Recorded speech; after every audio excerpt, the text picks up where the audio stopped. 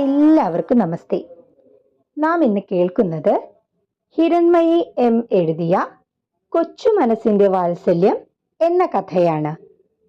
ഗ്രാമത്തിലെ കൊച്ചുകുടിലിൽ ഒരു കൊച്ചു പെൺകുട്ടി താമസിച്ചിരുന്നു. 10 വയസ്സായിരുന്നു അവളുടെ പ്രായം. വയലിലെ പണിക്കാരായിരുന്നു അവളുടെ അച്ഛനും അമ്മയും.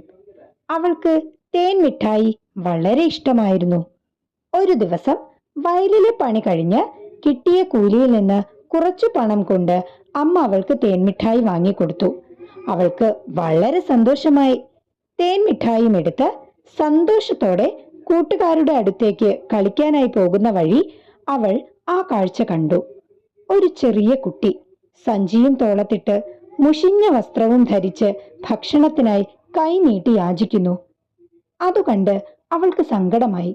അവൾ ആ കുഞ്ഞിന്റെ അടുത്തേക്ക് ചെന്നു.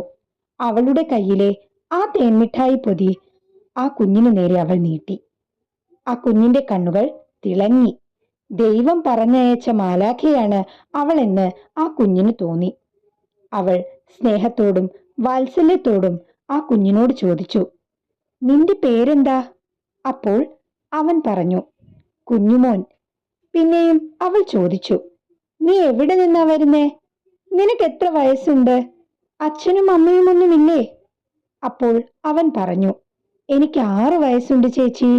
എനിക്ക് അച്ഛനും അമ്മയും വീടും ഒന്നുമില്ല.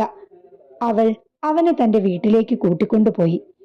അമ്മ അവളോട് ചോദിച്ചു, ഇതാരാ അമ്മിണി? നിന്റെ കൂട്ടുകാരനാണോ?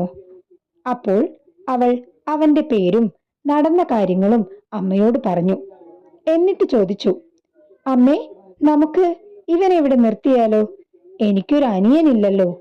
അമ്മ പറഞ്ഞു, എനിക്കതിൽ സന്തോഷമേ ഉള്ളൂ. പക്ഷേ അച്ഛനോടൊന്ന് ചോദിക്കണം. അമ്മ അച്ഛനോട് വിവരങ്ങളെല്ലാം പറഞ്ഞു.